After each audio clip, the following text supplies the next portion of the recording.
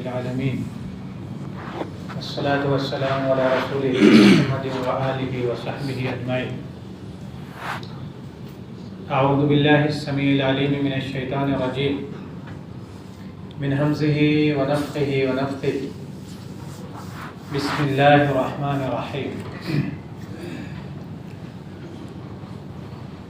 تنزيل الكتاب من الله العزيز الحكيم. إنا أنزلنا إليك الكتاب بالحق فاعبد الله مخلصا له الدين ألا لله الدين الخالص. سورہ زمر کی چند آیات سمجھنے کی کوشش کریں گے انشاءاللہ. اللہ تبارک و تعالیٰ سے دعا ہے کہ الہ العالمین ہمیں اسی طرح قرآن کی محفلیں سجانے والا بنا کر زندہ رکھ. آمین. اور اسی طرح قرآن و سنت کے علم کے حصول کا ذوق و شوق ہم کو عنایت فرما. آمین. اور اس کے صحیح معنی و مفاہیم ہمیں نصیب فرما. اس کی صحیح سمجھ ہمیں نصیب فرما. اور اس کے ساتھ پھر ان معنی پر مفاہیم پر اخلاص نیت کے ساتھ عمل کی توفیق نصیب فرما. ایسے عمل کی جو تیری بارگاہ سے رد نہ کیے جائیں بلکہ تیری بارگاہ میں جن کو شرف قبولیت سے نواز دیا جائے. کیونکہ یہ قرآن کا ماہ ہے، قرآن کا مہینہ ہے، لہٰذا یہ جو خاص طور سے یہ جو دروس ہیں یہ تقریری دروس نہیں ہیں، یہ اصل میں قرآن فہمی کے دروس ہیں. قرآن فہمی کے دروس ہیں جو قرآن کے اندر موجود ہے یا جس کو ہم سنتے ہیں اس کو سمجھنے کی کوشش کرتے ہیں تاکہ اس کے ذریعے سے کیونکہ اتلو کا جو لفظ استعمال کیا گیا، اتلو ما اوحی الیک من الکتاب، جو وحی آپ پر جو کتاب آپ پر وحی کی گئی ہے آپ اس کی تلاوت کیجیے. تلاوت کا حکم ہے، قرات کا حکم نہیں. قرات کا حکم تو ایک ہی دفعہ اللہ رب العالمین نے دیا، شروع میں پڑھو علم حاصل کرو، لیکن اس کے بعد علم حاصل کرنے کے بعد کہیں بھی نہیں آیا، یعنی ایک مرتبہ کے بعد پڑھو علم حاصل کرو. اس کے بعد جہاں بھی اللہ نے حکم دیا اللہ کے رسول صلی اللہ علیہ وسلم کو یا امت کو وہ تلاوت کا حکم دیا ہے. اور تلاوت کسے کہتے ہیں؟ تلاوت کی مثال وہ حدیث میں آپ لوگوں کی پہلے گزر چکی ہے، کس میں جس روز ہم لوگوں نے نحل کا شہد والی مکھی کا ذکر کیا تھا، اس دن ایک حدیث آئی تھی کہ اللہ رب العالمین نے اونٹ کی، اللہ کے رسول صلی اللہ علیہ وسلم نے مومن کی مثال اونٹ کی دی ہے جس کی نکیل اس کے مالک کے ہاتھ میں ہے. آزاد اونٹ نہیں ہے، پلا ہوا ہے، سدھا ہوا ہے، ٹرینڈ ہے، اور اس کی لگام بھی مالک کے ہاتھ میں ہے. تو مالک اس کو جہاں اشارہ کرتا ہے اٹھنے کا وہاں اٹھتا ہے، جہاں اشارہ کرتا ہے بیٹھنے کا وہاں بیٹھ جاتا ہے، اور جہاں اشارہ کرتا ہے چلنے کا وہاں چلنے لگتا ہے، اور جہاں حکم دیتا ہے دوڑنے کا تو دوڑنے لگتا ہے. یہ مثال اللہ رب العالمین اللہ کے رسول صلی اللہ علیہ وسلم نے دی. اور قرآن مجید میں بھی اللہ تبارک تعالیٰ نے یہ کہ تلاوت اتلو، یعنی تلاوت کے اندر وہ ساری چیزیں آ جاتی ہیں. سب سے پہلے پڑھنا، پھر اس کی گہرائی میں جا کر کے اس کے معنی کو غوطہ خور کی طرح، جس طرح غوطہ خور ڈبکی لگا کر کے سمندر کی گہرائی سے اس کے اندر سے اس کے موتیوں کو نکال لیتا ہے، تو قرآن مجید کے پڑھنے والے کی ذمہ داری یہ ہے کہ وہ اس کی گہرائی میں ڈوب جائے، اس کو خوب تدبر کے ساتھ سمجھے، پوری جان لگا دے اس آیت کو، اس کے معنی کو، مفاہیم کو سمجھنے کے لیے، اور اس میں جو خاص طور سے اللہ نے احکام نازل کیے ہیں یا اس میں جو نصیحت حاصل کرنے کے واقعات بیان ہوئے ہیں ان کو سمجھنے کی کہ اس میں کیا نصیحت ہے، ہمیں اس سے کیا سبق ملتا ہے اور اس پر ہمیں کیا حکم ملتا ہے، اس سے ہم کو کیا ہماری اصلاح کیسے کرنی ہے اور کیا کرنا ہے اور کیا نہیں کرنا، اس کو پورا ڈیپ میں جا کر کے سمجھ لینا، اور سمجھنے کے بعد پھر اپنی عملی زندگی میں اس کو لے آنا، یہ ہے تلاوت۔ تلاوت صرف اس طرح وہ ٹھیک ہے، اچھی چیز ہے، قارئ ثواب ہے، اس میں میں یہ نہیں کہتا، اور نہ کسی نے کہا اس بارے میں کہ صرف اگر آپ اس کا عربی پڑھ رہے ہیں اور اس کو سمجھ نہیں رہے تو وہ گناہ ہے، وہ بھی نیکی ہے، ایک حق پر آپ کو نیکی ملے گی، لیکن آپ نے قرآن کا حق ادا نہیں کیا، قرآن کا حق آپ نے ادا نہیں کیا۔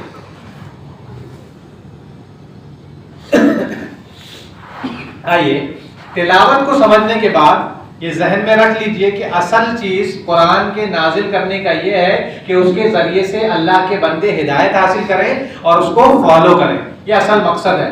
تو کسی بھی چیز کا مقصد اگر پورا نہیں ہو رہا ہے تو وہ چیز بیکار ہے۔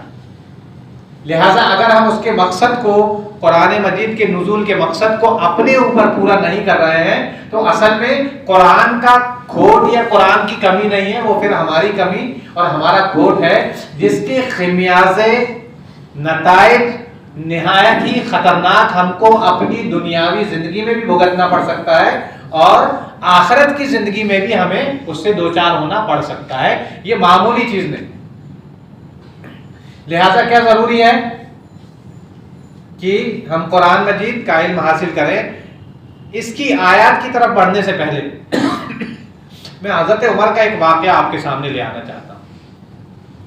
حضرت عمر ابن خطاب رضی اللہ تعالیٰ عنہ کے دور خلافت میں، جبکہ آپ خلیفہ ہیں، ایک باپ اپنے نوجوان بیٹے کو پکڑ کر کے لے کے آتا ہے، اس کی شکایت لے کے، کمپلینٹ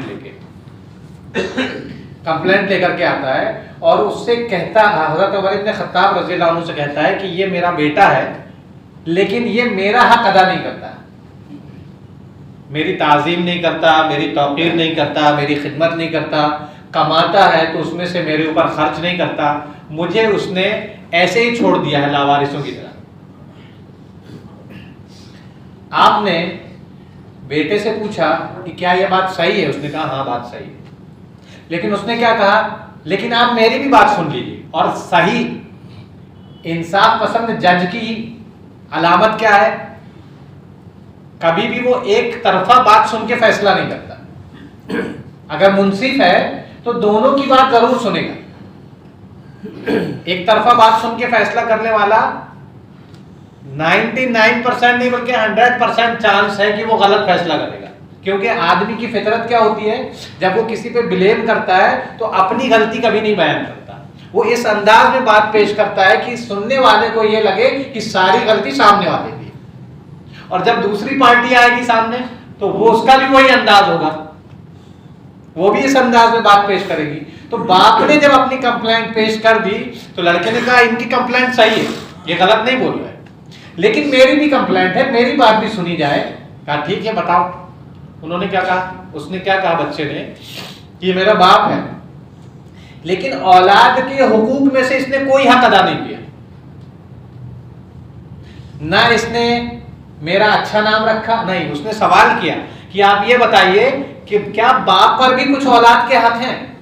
پہلے سوال کیا، کہا ہاں ہیں۔ کیا کہا اس نے؟ پہلا حق یہ ہے کہ اس کے لیے اچھی ماں تلاش ہے۔ اب بات کو سمجھ لیجیے، بہت گہری بات ہے، اولاد تو بعد میں ہوئی نا، تو اس کا حق کہاں، ماں کہاں سے؟ یعنی نکاح کے پہلے سے یہ سوچ لو کہ اس سے جو تمہاری اولاد ہوگی تو یہ ماں اس کا مدرسہ ہے، پہلا مدرسہ۔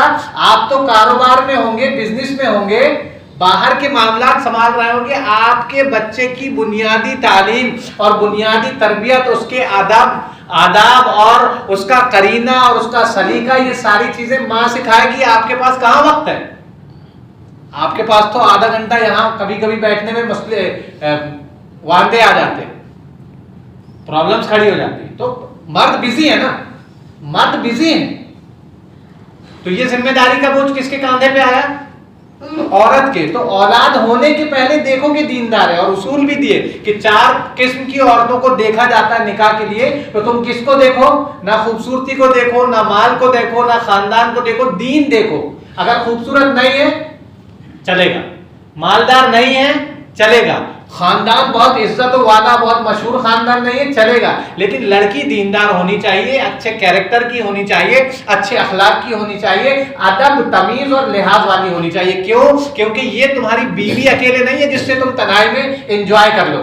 یہ بیوی اکیلے نہیں بننے والی ہے، یہ تمہاری نسل کی ماں بننے والی ہے، یہ تمہاری نسل کی پرورش کرنے والی ہے. یہ وہ جو ہے گھونسلہ ہے جس کے اندر تمہاری آنے والی پوری نسل یا تو آباد ہو جائے گی یا برباد ہو جائے گی. یا تو وہ ایک بہترین اچھے کردار اور اخلاق کی مالک بن جائے گی، یا وہ ایسے ادب، ایسی زبان، ایسے اخلاق کی مالک بن جائے گی جس کو تم تو کیا علاقے کا ذلیل آدمی بھی پسند نہیں کرے گا. تو پہلی چیز کیا ہے بچے کے حقوق میں بیان کی گئی کہ بچے کا حق یہ ہے کہ اس کے لیے اچھی ماں تلاشی جائے. دوسری چیز صرف 3 باتیں کہی حضرت عمر نے. دوسری چیز کیا بیان کی؟ اس کا اچھا نام رکھا جائے. اور یہ اللہ کے رسول کی حدیث سے بھی یہ بات ہے. اچھا نام، جن ناموں کی میننگ صحیح نہیں ہے ان کو اللہ کے رسول کیا کرتے تھے؟ تبدیل کر دیا کرتے تھے، بدل دیتے تھے. اچھی میننگ والے نام جن کی میننگ اچھی ہو. اور تیسرا حق کیا بیان کیا؟ کہ اس کو قرآن کی تعلیم دی جائے. اللہ اکبر. یہ تینوں حقوق تقریباً نابود ہیں تینوں. اور پھر والدین شکایت بھی کرتے ہیں کبھی کہ میری اولاد میری نہیں ہے، میری ہو کر بھی میری نہیں. تو اس نے کہا کہ آپ نے جو 3 حقوق بتائے ہیں نا، میرے باپ نے ان میں سے میرا ایک بھی حق ادا نہیں کیا. اس نے جس عورت سے شادی کی جس کے بطن سے میں پیدا ہوا ہوں وہ نہایت ہی بد اخلاق اور بری زبان اور ادب کی مالک ہے. تو سیکھے گا کس سے بچہ؟ نہ اس نے میرے لیے اچھی ماں بھی نہیں تلاشی. اس کے بعد جب میں پیدا ہوا تو اس نے میرا نام بھی اچھا نہیں رکھا. وہ عربی لفظ مجھے یاد نہیں آ رہا، اس کا معنی ہوتا کانٹے دار جھاڑی. وہ نام بچے کا اس نے رکھا. نہیں کچھ اور ہے. کیل تو یہ ہم لوگ اپنے یہاں استعمال کرتے ہیں اردو میں، عربی میں وہ مجھے یاد نہیں آ رہا اس میں، کیونکہ میں یہ واقعے کے ذہن سے نہیں تھا، وہ تو اچانک میرے ذہن میں اللہ نے یہاں ڈال دیا تو میں نے وہ آپ کے سامنے پیش کر دیا. تیسری چیز جو بیان کی گئی کہ اس کو قرآن کی تعلیم دے، تو اس نے کیا کہا؟ اس نے مجھے ایک حرف بھی نہیں پڑھایا، قرآن ایک حرف بھی نہیں پڑھایا. تو ہوتا کیا ہے، اکثر ہم اپنے حق کی تو ڈیمانڈ کرتے ہیں کہ یہ میرا حق ہے مجھے ملنا چاہیے، لیکن میرا فرض کیا ہے ہم یہ بھول جاتے ہیں. جبکہ حق مانگنے کے پہلے فرض کا مرحلہ ہے. پہلے فرض ہے بعد میں حق ہے. پہلے فرض ہے بعد میں حق ہے. بہرحال تو بات کہاں سے شروع ہوئی تھی؟ تلاوت سے. تلاوت اس طرح سے ہے کہ آپ کو قرآن مجید یعنی قرآن میں بات جو یہاں لایا تھا کہ قرآن ایک حق ہے، تو بچوں کی تعلیم میں یہ چیز شامل ہے کہ قرآن کی عربی اکیلے نہیں پڑھائی جائے، بلکہ بچوں کو قرآن کے معنی و مفاہیم کے سمجھنے کا بھی انتظام کیا جائے. کچھ ایسی کلاسز آپ کے پاس ہونی چاہیے، کچھ ایسے اساتذہ آپ کے پاس ہونی چاہیے، اور آپ کا پریشر بھی ہونا چاہیے بچوں کے اوپر کہ جہاں قرآن کے سمجھنے اور سمجھانے کی کلاسز چل رہی ہیں یا جہاں ایسے دروس ہوتے ہیں وہاں پر بیٹا سب کام چھوڑ کے جاؤ. کیوں؟ تبھی اسی سے وہ آپ کا حق پہچانے گا، اسی سے آپ کو پہچانے گا، آپ کے مقام کو پہچانے گا. ورنہ آپ بڑے بڑے بزنس اور کاروبار شروع کر کے دے دو، آپ کے کوئی کام آنے والی چیز نہیں. پہچانے گا ہی نہیں، آپ کو جانتے ہی نہیں. وہ ماں باپ کا کیا مقام ہے اس کو پتہ ہی نہیں ہے. کون بتائے گا؟ کیا دنیا کا بڑے سے بڑا ڈاکٹر جو اصلی تعلیم حاصل کر لے، انجینئر، اس کو پتہ ہے یہ چیز کہ کیا مقام ہے اللہ کا؟ اس ماں باپ کا، رشتہ داروں کا، پڑوسیوں کا کس سے پتہ چلے گا؟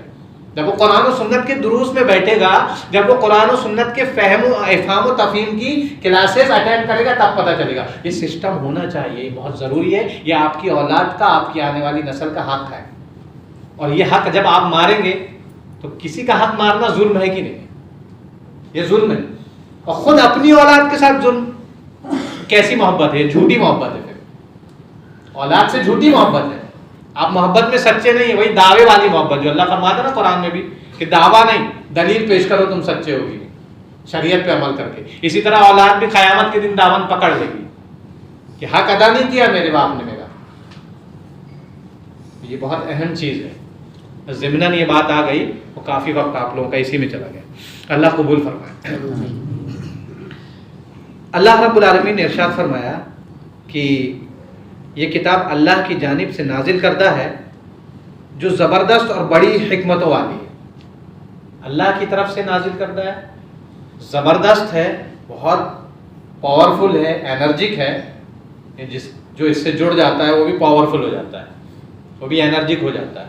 اس کے اندر بھی طاقتیں آ جاتی ہیں، گناہوں سے لڑنے کی، برائیوں سے لڑنے کی، زمانے سے، معاشرے سے لڑنے کی، انقلاب لانے کی. بدل دیتا ہے ایک انسان جو قرآن سے جڑ گیا، اس سماج کو بدلنے کی طاقت رکھتا ہے. اور دوسری چیز اللہ رب العالمین نے فرمایا کہ بڑی حکمتوں والی، اس میں اتنی حکمتیں ہیں جو اس کو ڈیپ میں جا کے بھی آدمی نہیں سمجھ سکتا. اور ابھی تک دیکھیے آپ لوگ اس آیت پر، قرآن پر ریسرچ کر رہے ہیں اور نئی نئی باتیں سامنے آ رہی ہیں، نئے نئے معاملات سامنے آ رہے ہیں قرآن پر. تو بہت حکمت والی ہے. اس کی ایک ایک چیز میں حکمت ہے. یعنی جو حکم اس کے اندر دیا گیا ہے وہ اگرچہ تمہیں امیڈیٹ سمجھ میں نہ آئے کہ اس میں کیا فائدہ ہے، یا تم کو یہ محسوس ہو کہ یہ تو بڑا مشکل کام ہے.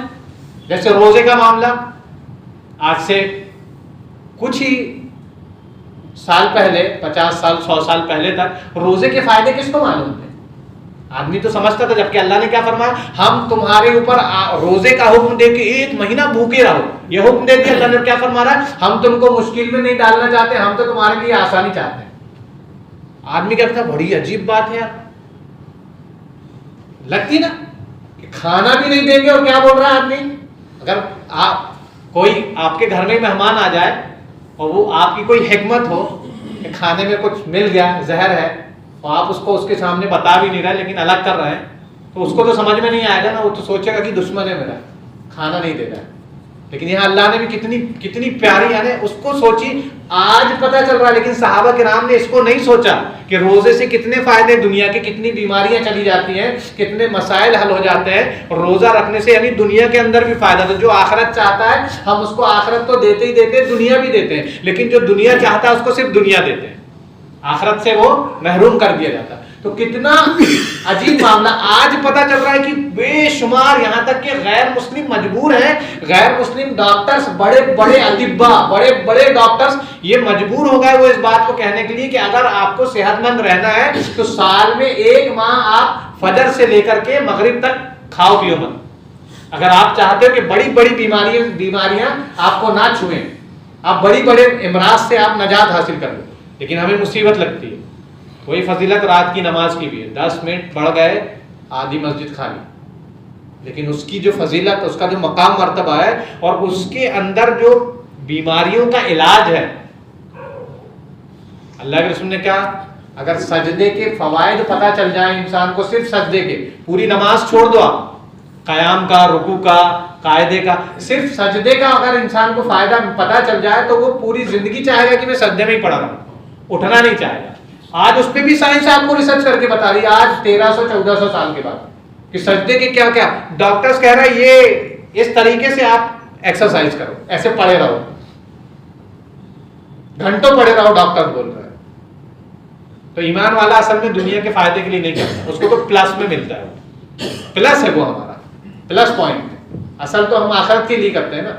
تو کیا چیز ہے، ایسے میں دنیا کا بھی نقصان کرتا ہے انسان اور آخرت کا بھی نقصان. اللہ رب العالمین نے فرمایا بہت حکمت والی کتاب ہے، بہت خوبیاں اس کے اندر. اس میں کیا حکمت ہے پوشیدہ تم نہیں جان سکتے، یا تم سمجھ میں نہیں آ رہا ابھی امیڈیٹ، تو اس چکر میں مت پڑو.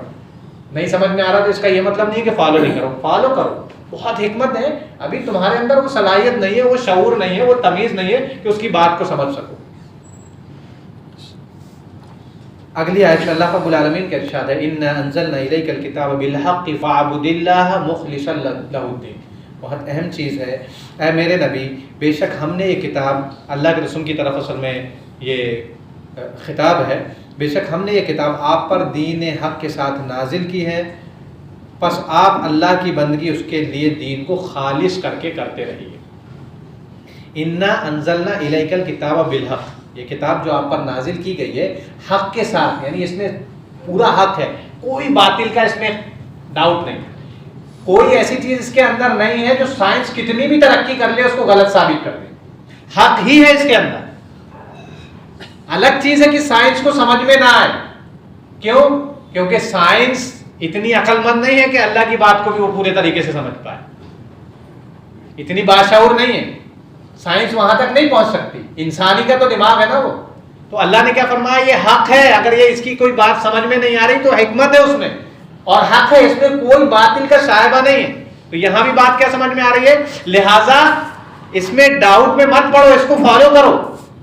کوئی چیز نہیں سمجھ میں آئی تو اس کو نظر اندر، نہیں سمجھ میں آ رہی تو ہم عمل نہیں کریں گے، ایسا نہیں، عمل کرو، اس کی حکمت آپ نہیں جانتے، وہ حق ہے، اس میں فائدہ ہی ہے تمہارا، نقصان نہیں ہے تمہارا۔ اللہ نے کوئی بھی حکم ایسا آپ کو نہیں دیا جس میں آپ کا نقصان ہو، لہٰذا یہ آپ کو آپ کی ہمت افزائی کی جا رہی ہے اس انداز میں۔ یہ الفاظ جو ہیں یہ بتا رہے ہیں، آپ کو تیار کر رہے ہیں اللہ کی بندگی کے لیے، اللہ کے دین کو، اس قرآن کی تلاوت کے لیے، اس قرآن کو فالو کرنے کے لیے اللہ رب العالمین آپ کی ہمت افزائی کر رہا ہے۔ بڑا پیارا انداز ہے، بہت خوبصورت انداز ہے اللہ کا، کہ کتنے پیار سے اللہ رب العالمین نے کہا دیکھو یہ کتاب حکمت والی ہے اور حق ہے، اس پہ کوئی ڈاؤٹ نہیں ہے، شک اور شبہ کی کوئی گنجائش نہیں۔ لہٰذا کیا اب انسان ہو گیا اس چیز کے لیے، کس چیز کے لیے؟ وہ ریڈی ہو گیا اندر سے، بات سمجھ میں آ گئی نا؟ ہمیں سمجھ میں نہیں آ رہی لیکن سراسر حق ہے، حکمت ہی حکمت ہے، تو انسان اندر سے تیار ہو گیا نا، میرے فائدے کی چیز ہے۔ اور انسان کس طرف بھاگتا ہے؟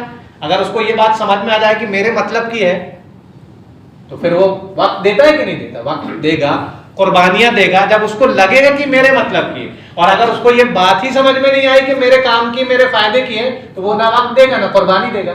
اصل چیز یہی ہے، یہاں یہ بھی بات سمجھ میں آئی کہ قرآن کے دروس، نمازیں ابھی امت کو سمجھ میں نہیں آئی ہے کہ یہ ہمارے فائدے کی، یہ سمجھ میں نہیں آئی۔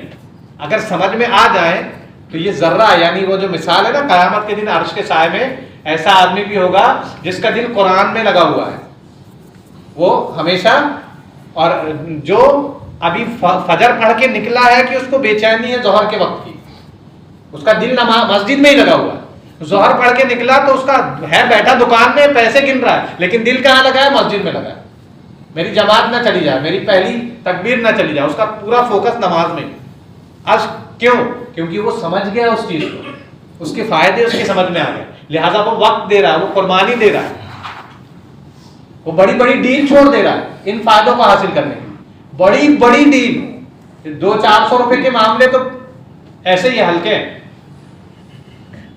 کیا فرمایا کہ یہ حکمت والی ہے، اس میں سراسر حق ہے، لہٰذا فاعبد اللہ، آپ کہا جا رہا ہے لہٰذا تم اللہ کی بندگی کرو، مخلصا لہ الدین، بالکل پیور ہو کے۔ یعنی اس میں کیا فائدہ ہے؟ فائدے اور نقصان چھوڑ دو، فائدہ ہی فائدہ ہے، حق ہی حق ہے، حکمت ہی حکمت ہے، وہ چھوڑ دو، کیا کرو؟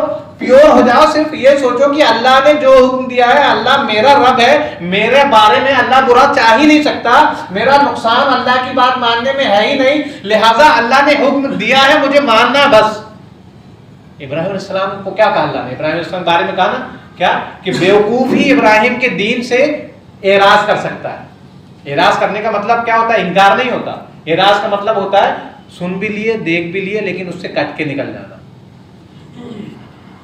مطلب اس کو اہمیت نہیں دینا، اس سے نکل جانا، ہاں ایسا ہلکے میں لے لیتے، اس کو کہتے ہیں اعراض کرنا۔ تو ابراہیم علیہ السلام کے بارے میں، ابراہیم علیہ السلام کو یہ بات سمجھ میں آ چکی تھی کہ اللہ رب العالمین جو ہے مجھے وہی حکم دے گا جس میں میرا فائدہ ہے۔ اور جب یہ بات سمجھ میں آ گئی تو کیا ہوا؟ گھر چھوڑنا آسان ہو گیا، خاندان چھوڑنا آسان ہو گیا، ماں باپ چھوڑنا آسان ہو گیا۔ اور ایسا نہیں تھا غریب خاندان کے نہیں تھے، علاقے کے پروہت تھے، علاقے کے دھرندر تھے، وزنداری بھی تھی، پاور بھی تھا، دولت بھی تھی، سب چھوڑنا آسان ہو گیا۔ زمین جائیداد بھی گئی نا ہاتھ سے، کاروبار بھی گیا، کاروبار بھی تھا مورتیوں کا، پیسہ آ رہا تھا وہ بھی گیا، سب چھوڑنا آسان ہو گیا۔ اور اس کے بعد معاملہ یہیں تک نہیں، بیوی کو بھی چھوڑنا آسان ہو گیا. ابھی تو ہم نکاح نہیں کر سکتے اسلامی طریقے سے, بیوی تو چھوڑنا بہت دور کی بات ہے. نکاح رسم و رواج ہے سماج کے. کیوں ہے رسم و رواج کی طرف کیوں بڑھ گیا؟ کیونکہ سمجھا ہی نہیں نا انسان نے, وہ حکمت نہیں سمجھا, حقیقت کو پہچانا ہی نہیں, اس لیے اس نے رسم و رواج کو اہمیت دے دی, اللہ کے دین کو اہمیت نہیں دی. اللہ نے کیا کہا؟ فاعبد اللہ, سمجھ نہیں سکتے لہذا کیا کرو؟ فالو کرو اللہ کی لیے, اپنی بندگی کو پوری خالص کر دو, پیور کر دو. بس اللہ کا حکم ہے, ہمیں ماننا ہے, اس کے پیچھے کیا نقصان ہو رہا ہے, کیا فائدہ ہے, اب ہمیں اس سے مطلب نہیں. ہم اتنا جانتے ہیں کہ اسی میں ہمارا فائدہ ہے, چاہے کاروبار جائے چاہے بیوی چلی جائے, ہمیں مطلب نہیں. ہم کو اللہ نے حکم دے دیا اور ہمیں بات سمجھ میں آ گئی, لہٰذا ہم کیا کریں گے؟ ہم اسی کو حق جانتے ہوئے اسی کو فالو کریں گے, اسی میں ہمارا فائدہ ہے. اور یہی حکم ہے اصل. فاعبد اللہ مخلصا لہ الدین. اپنے دین کسے کہتے ہیں؟ دین وہی ہے جو رولز آف لائف ہے, یعنی آپ کو جینے کا جو ڈھنگ ہے نا, وہ نماز اکیلے نہیں ہے, اس میں آپ کی شادی بھی ہے, شادی کے طریقے بھی ہیں, ولیمہ بھی ہے, آپ کا عقیقہ بھی ہے, آپ کا تنہائی میں اپنے بیوی سے تعلق قائم کرنے کا صدیقہ بھی ہے, آپ کا مسجد میں آنا ہے, آپ کا اپنے مومن بھائی سے ملنے کا طریقہ بھی ہے, آپ کا والدین کے ساتھ کیسا سلوک ہونا چاہیے وہ بھی ہے. یہ پورا دین ہے, یعنی پورا کلچر, اسلامی کلچر. تو اللہ نے کیا کہا؟ یہ جو پورا کلچر ہے نا, یہ پورا کلچر اپناؤ اللہ کی بندگی میں, یعنی اللہ کے مطابق, اللہ کی شریعت کے مطابق تمہارا پورا تمدن, پورا کمپلیٹ, پورا اسٹرکچر ہے اسلام. اس نے کہیں آپ کو دوسروں کا محتاج نہیں چھوڑا کہ آپ کو نکاح کے لیے دوسروں کا طریقہ اپنانا پڑے یا بزنس کے لیے دوسروں کا طریقہ. تمام اصول دیے ہیں. یہاں تک کہ حضرت عمر بن خطاب کا معاملہ کیا تھا؟ مارکیٹ میں وہ پتا کرتے تھے کہ کس کو بزنس کرنے کے اسلامی اصول و ضوابط پتا ہے کہ نہیں ہے. اگر نہیں پتا اٹھا کے بھگا دیتے تھے مارکیٹ سے. اس کو ہمارے مارکیٹ میں, بازار میں کاروبار کرنے کا کوئی حق نہیں ہے. کس کو؟ جس کو اسلام کے اصول ہی نہیں معلوم, حلال حرام کا مسئلہ نہیں معلوم, کیسے بزنس کرنا ہے کیسے نہیں کرنا, یہ اصول اگر اسلامی نہیں معلوم, اس کو حضرت عمر کیا کرتے تھے؟ اٹھا اپنا سب نکل یہاں سے, تیری ضرورت نہیں ہے ہمارے مارکیٹ میں. یہ چیز ہے. تو ہم میں سے کتنے جانتے ہیں اسلامی اصول بزنس کے, کاروبار کے, اور ان کو اپنانے کے فائدے اور ان کو نہ اپنانے کے نقصان.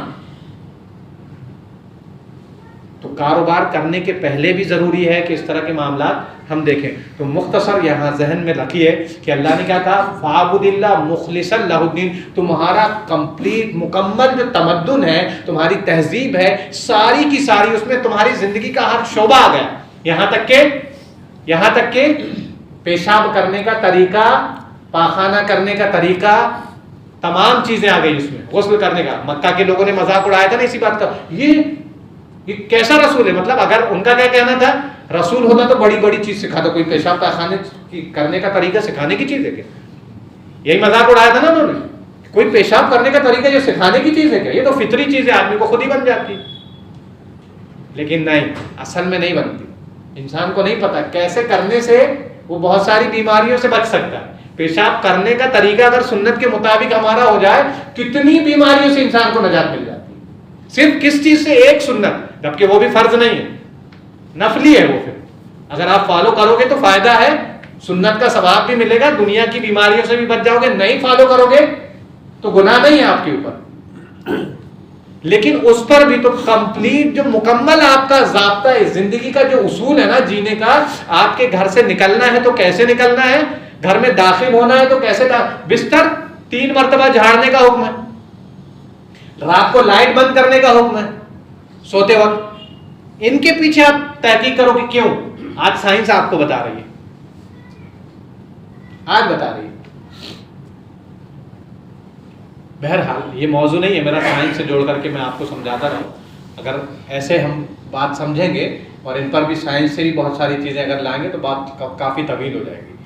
آگے کی طرف بڑھتے ہیں. اس بات کو ذہن پہ رکھیے, خاص مقصد اس سورے کو لانے کا یہی تھا کہ اللہ نے یہاں یہ بات کہی ہے, اور اس سورے میں 1 مرتبہ نہیں 3 مرتبہ کہا اللہ نے. 3 مرتبہ. دیکھیے پہلی چیز, یہ پہلی بار یہاں آ گیا مخلصا لہ الدین, اپنے دین کو, اپنی پوری زندگی کو اللہ کی بندگی کے لیے یعنی اللہ کی شریعت کے مطابق خالص ہو کے گزارنے والے بن جاؤ. نقصان اور نفع کی پرواہ مت کرو, جو اللہ نے کہا ہے اسی میں تمہارا فائدہ ہے یہ سوچ لو, اور اپنے آپ کو اللہ کے لیے وقف کر دو, اپنے آپ کو اللہ کے لیے وقف کر دو. پھر دوسری بات دیکھیے، الا للہ الدین الخالص، پھر دین خالص کی بات آ گئی. پھر سے ایک ہی بات کو بار بار کیوں دہرایا جا رہا ہے؟ وہی 3 مرتبہ کیوں؟ تاکہ انسان بہت اچھے سے سمجھ لے اس کو. یہ چیز معمولی نہیں ہے، آپ کے ذاتی طور پہ بھی، آپ کے گھرانے کے لیے بھی، آپ کے معاشرے کے لیے بھی، آپ کے خاندان کے لیے بھی، اور پوری انسانیت کے لیے بھی. پھر کیا کہا گیا؟ الا للہ الدین الخالص، آگاہ رہیے کہ دین بندگی صرف اور صرف اللہ کے لیے ہی ہے، پیور اللہ کے لیے ہی ہے. آپ کا جو بھی ضابطہ حیات ہے اصل میں کیا ہے، یہاں بندگی کو سمجھ لیجیے. عبادت صرف نماز اکیلے نہیں ہے. مومن کا معاملہ یہ ہے کہ مومن کی پوری زندگی بندگی. وہ مارکیٹ میں بھی ہے تو وہ عبادت کر رہا ہے، اگر حلال اور حرام کی تمیز کو باقی رکھ کے اسلامی اصول کے مطابق کر رہا ہے. یہاں تک کہ ایک فائدہ سن لیجئے اس کا معمولی، جو کاروباری ہیں، اور یہ آپ کا علاقہ گجرات بزنس والا ہے، کاروباری، بڑا عظیم فائدہ میں آپ کو بتا دوں اس کا. اگر آپ اسلامی ضابطے کے مطابق بزنس کرتے ہیں، اپنا کاروبار کرتے ہیں، جو شرائط اسلام کے ہیں اس کے مطابق آپ کاروبار کرتے ہیں، تو اللہ کے رسول نے کیا فرمایا؟ ایسا آدمی جو صداقت کے ساتھ اسلامی اصول و ضوابط کے ساتھ اپنے کاروبار کرے، بزنس کرے، قیامت کے دن وہ انبیاء، صدیقین، شہداء اور صالحین کے ساتھ ہوگا. معمولی.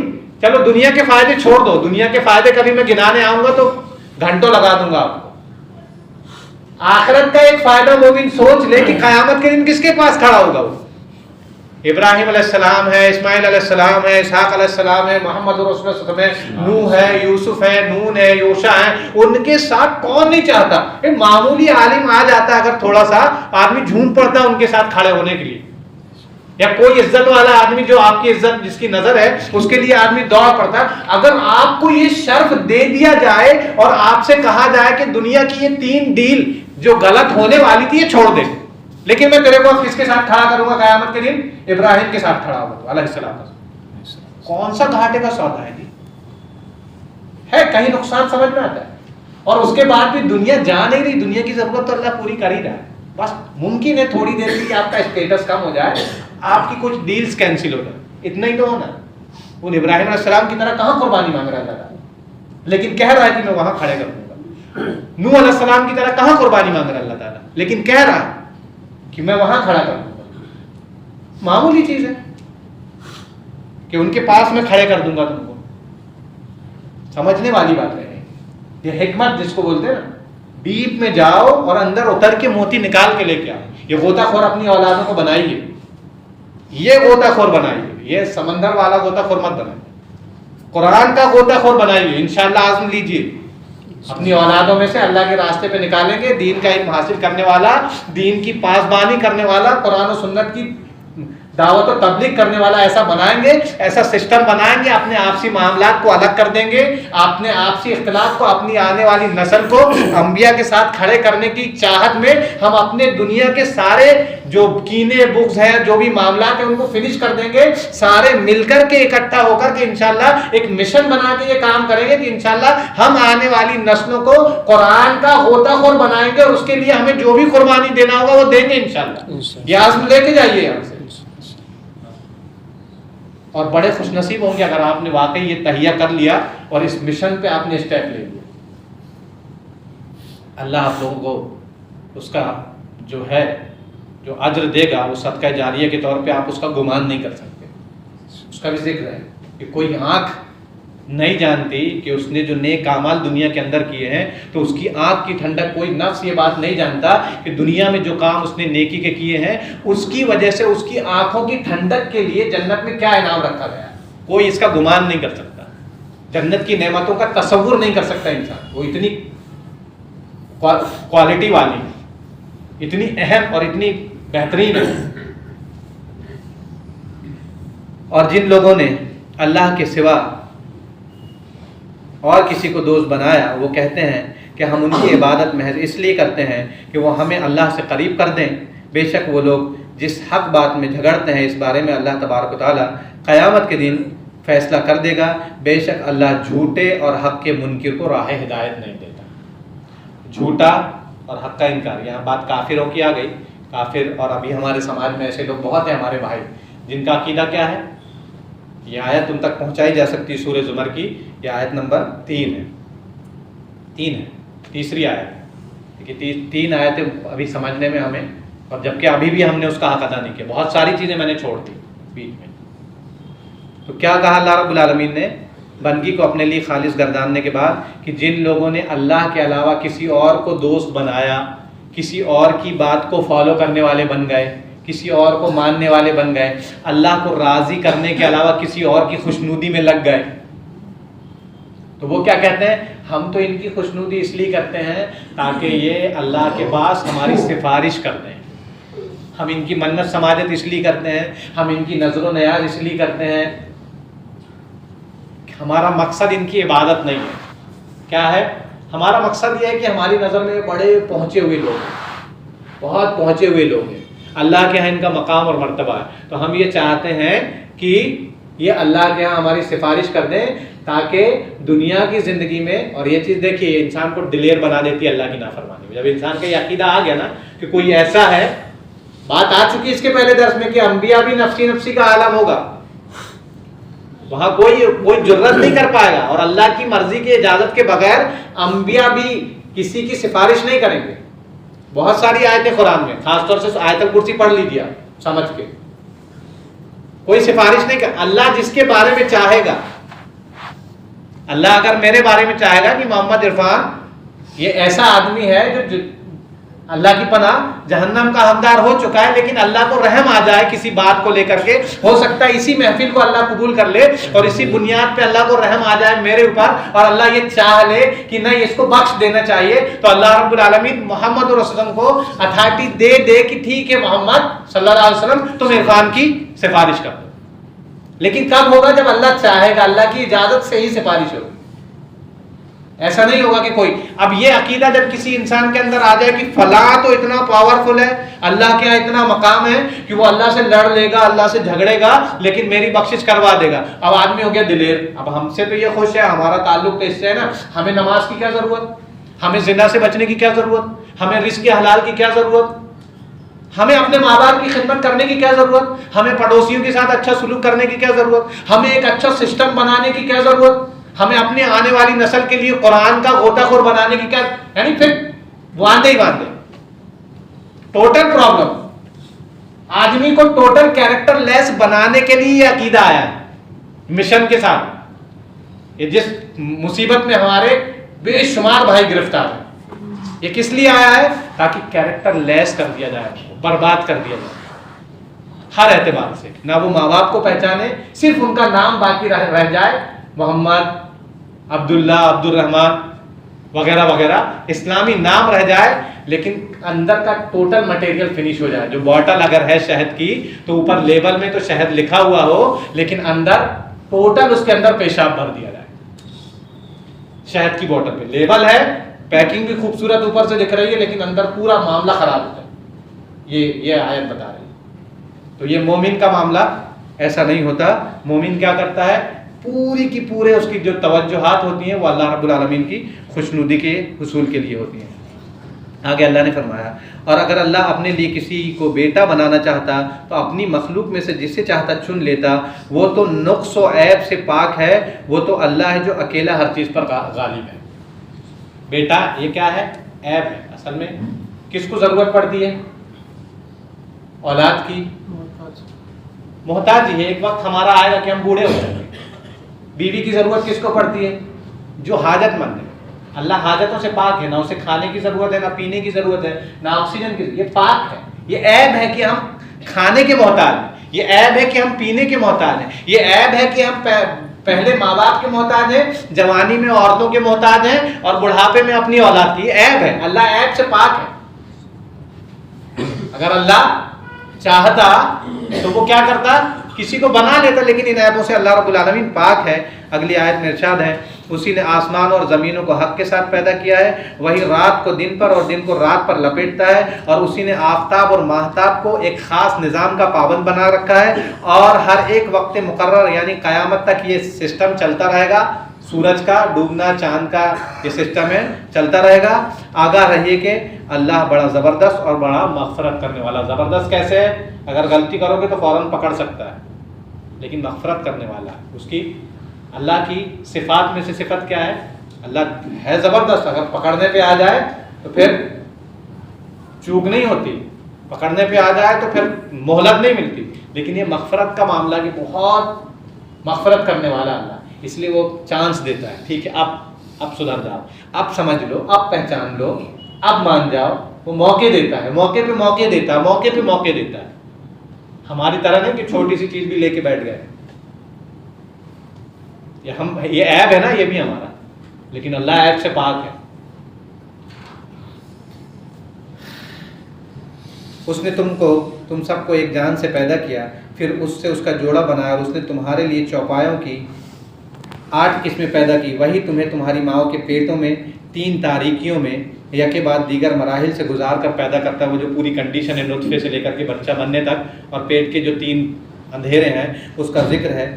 اور وہی اللہ تمہارا رب ہے، اسی کی صرف بادشاہت ہے، اس کے سوا کوئی معبود نہیں. پھر تم حق بات سے کیسے پھرے جا رہے ہیں. لیکن یہاں جو بات آئی انسان کی پیدائش کا احسان بتانے کے بعد کہ ہم نے کن مراحل سے گزار کر تم کو پیدا کیا، اللہ نے فرمایا کہ وہی اللہ تمہارا رب ہے، اسی کی صرف بادشاہت ہے، اس کے سوا کوئی معبود نہیں. پھر تم حق بات سے کیسے پھر رہے ہو؟ سب کچھ اسی کے حساب سے ہو رہا ہے. پھر حق بات سے کیسے، یعنی کیوں فالو نہیں کرتے دین کو؟ اللہ کی بندگی کے لیے اپنے آپ کو خالص کیوں نہیں کرتے؟ یہ سوال ہے. ایک آیت کے ساتھ انشاءاللہ بات آج کی مکمل. اگر کچھ بولنا ہوگا اسی پہ ہم کل کر لیں گے آگے، لیکن یہ بات اس کے ساتھ انشاءاللہ آج کی بات ختم. اللہ تھوڑا سا اور صبر کا مادہ آپ لوگوں کے اندر پیدا فرما دے اور اس بات کو بھی ایکسیپٹ کرنے کی طاقت عنایت فرما دے. اللہ نے آگے فرمایا اگر تم ناشکری کرو گے تو اللہ تم سے بے نیاز ہے. یا ناشکری سے مراد وہی ہے جس کا حکم دیا گیا فاعبد اللہ مخلصا لہ الدین. اگر تم اپنے آپ کو اللہ کی بندگی کے لیے پیور نہیں کرو گے، خالص نہیں کرو گے، تو اللہ تم سے بے نیاز ہے. بہت لمبی تفسیر ہے، اشاروں میں پہلے بھی ذکر. پورے مل کر کے کہا نا میں نے، پورے مل کر کے اگر اللہ کی بندگی کرنے لگ جائیں تو اللہ کو کیا فائدہ ہوگا؟ اللہ نے کیا کہا؟ بے نیاز ہے اللہ. آگے اب بات بھی آئی ہے اس میں کہ جو کرے گا تو اپنے فائدے کے لیے کرے گا، وہ کسی دوسرے کو یا اللہ کو اس کا کوئی فائدہ نہیں ملتا. تو اللہ بے نیاز ہے. لیکن اللہ نے کیا کہا؟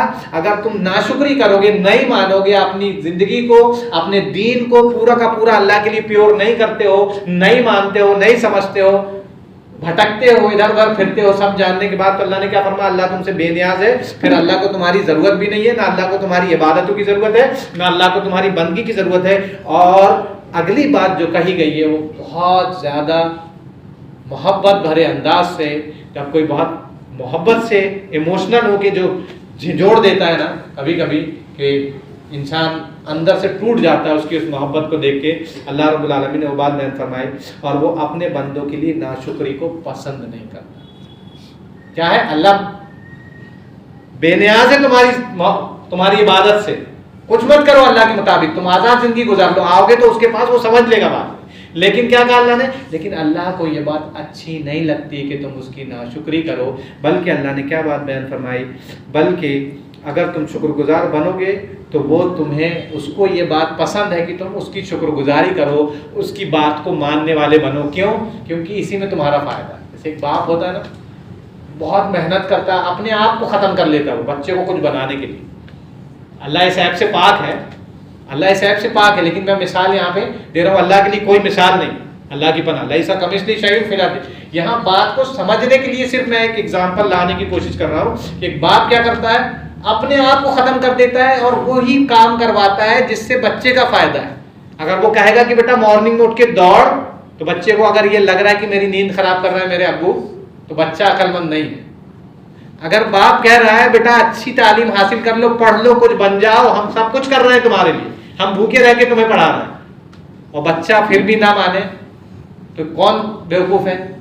بچہ بیوقوف ہے. تو اللہ رب العالمین نے بھی جو بھی حکم دیا وہ سراسر حق اور حکمت، اسی میں دنیا کا فائدہ، اسی میں آخرت کا فائدہ. لیکن اللہ نے کہا نہیں مانو گے تو اللہ بے نیاز ہے، اللہ کو کچھ نہیں ملنا، اللہ کو کوئی فائدہ نہیں. اگر مانتے ہو، اللہ کی بات ماننے والے بنتے ہو، تو یہ اللہ کو پسند ہے، اللہ کو اچھا لگتا ہے کہ اللہ کے ایسے بندے ہیں جو اس کی بات کو مانتے ہیں، جبکہ فائدہ انہی کا ہے. اور اللہ کو یہ بات بالکل پسند نہیں ہے کہ لوگ اللہ کے بندے اس کی بات نہ ماننے والے بنے، یہ اللہ کو پسند نہیں ہے. اور قیامت کے روز کوئی بوجھ اٹھانے والا کسی دوسرے کا بوجھ نہیں اٹھائے گا. پھر تم سب کو تمہارے رب کے پاس ہی لوٹ کر جانا ہے، پھر وہ تمہیں تمہارے کیے کی خبر دے دے گا. اب اس کو میں نہیں سمجھاؤں گا. وہ بے شک سینوں میں چھپی ہوئی باتوں کو بھی جانتا ہے.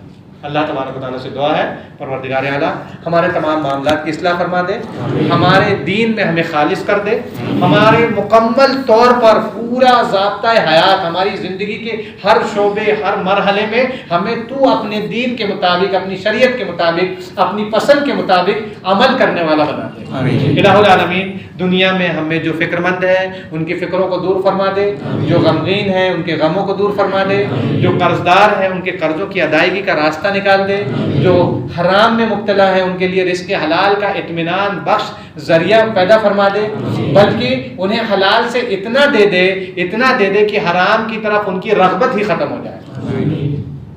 الہ العالمین جو کسی بھی طرح کے چھوٹے یا بڑے گناہوں میں مبتلا ہیں انہیں گناہوں سے نکال کر اپنے فرما برداری کے راستے پر, اپنی نیکیوں کے راستے پر چلنے والا بنا دے. الہ العالمین جو قید و بند کی صعوبتیں برداشت کر رہے ہیں پروردگار اعلیٰ اپنے حکم سے, اپنی غیب کی قدرت سے غائبانہ طور پر ان کی مدد فرما اور ان کے لیے ایسی سبیل پیدا فرما دے, ایسے راستے پیدا فرما دے جس سے وہ اس مصیبت سے نجات پا جائیں. الہ العالمین جن نوجوانوں کے نکاح نہیں ہوئے ہیں اور اس کی بنیاد پر ان کے کسی گناہ میں پڑ جانے کے خدشے ہیں, الہ العالمین ان کی پاک دامنی کا انتظام فرما, ان کے لیے بہتر رشتے کا انتظام فرما دے. اور جو بہنیں ہماری مسلم امت کی بہنیں اپنے گھروں میں بیٹھی ہوئی ہیں اور وہ اپنے لیے معقول رشتے کے انتظار میں منتظر ہیں, الہ العالمین ان کے لیے بھی بہترین اور معقول رشتوں کا انتظام فرما دے. پروردگار اعلیٰ جن کے پاس گھر نہیں ہے اور جو اپنے گھر اور مکان کے لیے پریشان ہیں, الہ العالمین ان کے لیے خود کے ان کے اپنے ذاتی مکان کا بندوبست فرما دے. الہ العالمین جو بے روزگار ہیں ان کے لیے رزق حلال کا انتظام فرما دے. الہ العالمین ہم اس دنیا میں جس بے امنی کے حالات سے دوچار ہیں پروردگار اعلیٰ تو اپنے اور ہمارے دشمنوں کو آپس میں خود لڑا دے, ان کے اندر پھوٹ پیدا فرما دے, ان کے اندر تزلزل پیدا فرما دے, انہیں آپس میں ایک دوسرے کا بغض اور کینہ ان کے اندر پیدا فرما دے, انہیں ایک دوسرے سے توڑ دے, انہیں بکھیر دے. جس طرح تو بارش میں پکی پتنگوں کو بکھیر دیتا ہے اس طرح ان کو بکھیر دے, ان کے پلان کو برباد کر دے, ان کی ساری پلاننگ کو چوپٹ فرما دے. اور الہ العالمین ہماری اصلاح فرما, ہم میں اچھے پلانر پیدا فرما, ہم میں اچھے پلانر کھڑے فرما دے, اسٹینڈ کروا دے, اور ان پلانز پر جو ہمارے اس امت کے حق میں قرآن و سنت کے مطابق بہتر ہے ویسے پلان بنانے کی انہیں توفیق عنایت فرما, اور اس پلانز میں ہم کو ہر اعتبار سے سپورٹ کرنے والا بھی بنا دے. الہ العالمین ہمارے آپس کے کینے کپٹ بغض کو دور فرما دے, ہمیں آپس میں ایک دوسرے کے لیے محبت اور ہمدردی رکھنے والا بنا دے, ہر نیک کام میں ایک دوسرے کی مدد کرنے والا بنا دے, ہر برائی کے کام میں ایک دوسرے کو روکنے ٹوکنے والا, ایک دوسرے کو پکڑنے والا, ایک دوسرے کو باز کرنے والا بنا دے. الہ العالمین ہمارے تمام مسائل حل فرما دے, ہماری تمام پرابلمز دور فرما دے, ہمیں امن اور چاشتی نصیب فرما دے, ہم میں جو قرض دار ہیں ان کے قرضوں کو ادا فرما دے. الہ العالمین ہمیں قرآن و سنت کا پابند بنا دے, اسلام کی حالت پر زندہ رکھ, ہمیں سچی اور مخلص توبہ کرنے والا بنا دے, اور پھر ہمیں اس توبہ پر استقامت کے ساتھ مضبوطی کے ساتھ جمنے والا بنا دے. الہ العالمین ہماری اصلاح فرما دے, ہمیں قرآن و سنت کی پاسداری رکھنے والا بنا دے, قرآن و سنت کا عمل کر قرآن و سنت پر اخلاص نیت کے ساتھ عمل کرنے والا بنا دے, اور آخری سانس تک ہمیں قرآن و سنت کا پابند بنا, یعنی اپنا مسلم بندہ بنا کر زندہ رکھ, اپنا محبوب بندہ بنا کر زندہ رکھ. اور جب کبھی ہمیں دنیا سے اٹھانا الہ العالمین ہماری زندگی کا سب سے بہترین دن ہماری زندگی کا آخری دن بنا دے. الہ العالمین ہماری زندگی کی سب سے بہترین اور سب سے خوبصورت گھڑی ہماری زندگی کی آخری گھڑی اور آخری لمحے کو بنا دے. الہ العالمین آخری موقع پر ہماری زبان پر کلمہ شہادت جاری فرما دے. الہ العالمین موت سے پہلے اپنی زندگی کے تمام معاملات کو, تمام لین دین کو, تمام لوگوں کی جن سے دل آزاری ہوئی ان سے معافی تلافی کی توفیق نصیب فرما.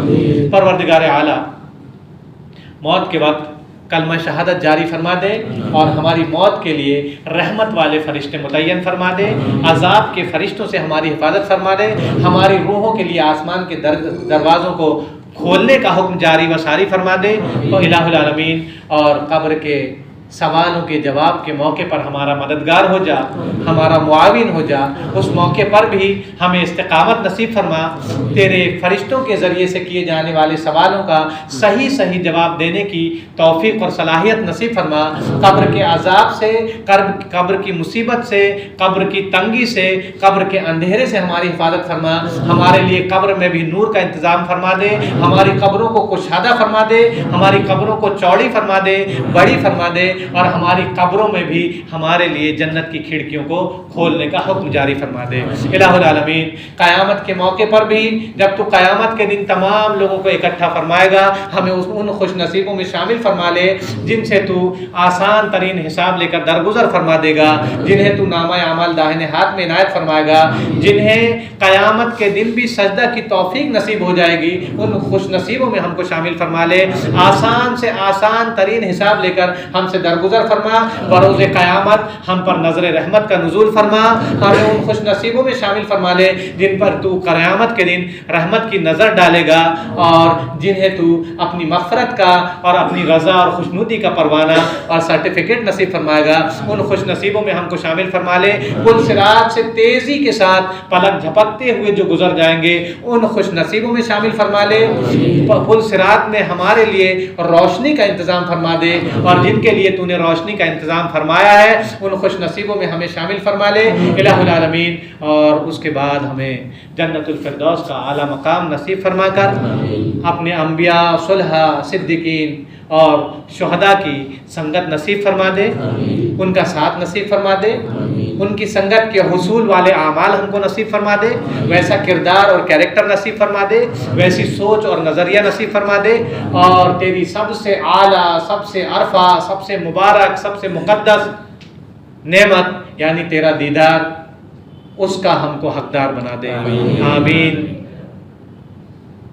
وآخر الدعوانا ان الحمد للہ رب العالمین، سبحانک اللہم و بحمدک۔